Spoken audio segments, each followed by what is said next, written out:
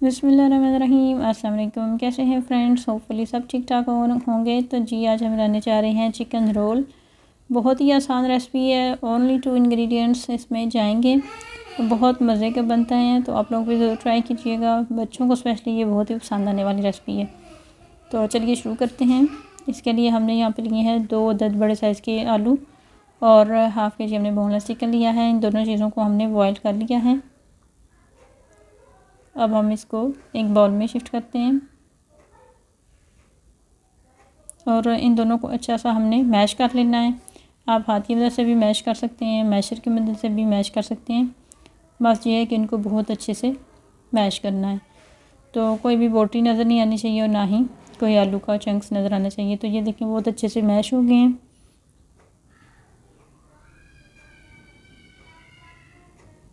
अब यहाँ पे हम इसमें मसाले ऐड कर लेते हैं। मसाले इसमें हमने सिर्फ ऐड करने हैं नमक और काली मिर्च, पिसी हुई काली मिर्च। ये आप अपने टेस्ट के हिसाब से शामिल कर सकते हैं। बस इसके अलावा इसमें कोई मसाला ऐड नहीं करना। बहुत ही ये लाइट से और बहुत ही टेस्टी बनते हैं। तो बस इनको भी हम हाथ की मदद से अच्छे से दोबारा से मिक्स करेंगे।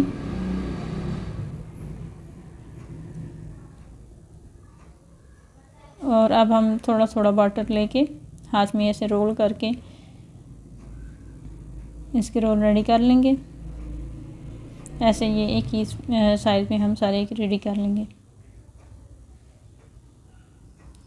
तो आप इसको बाल की शक्ल भी दे सकते हैं, इस तरह लंबे लंबे पीस को बना सकते हैं, जो जैसे आपकी चॉइस हो।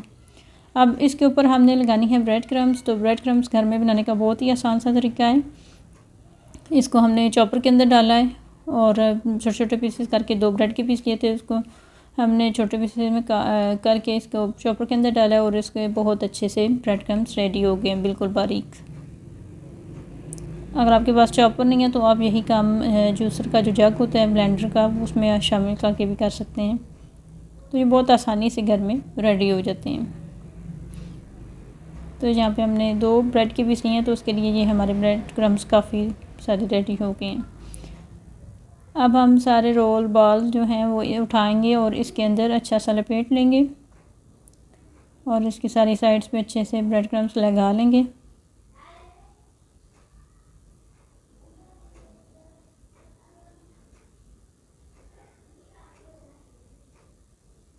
तो यहाँ पे हमने सब रोल्स के साथ ब्रेड क्रम्स लगा लिए हैं। अब हम इसको अंडे के अंदर डिप करेंगे और जस्ट फ्राई कर लेंगे।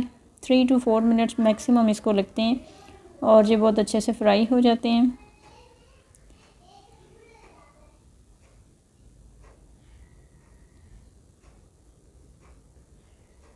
तो पलट के पास सारी साइडों से इसे पका लेंगे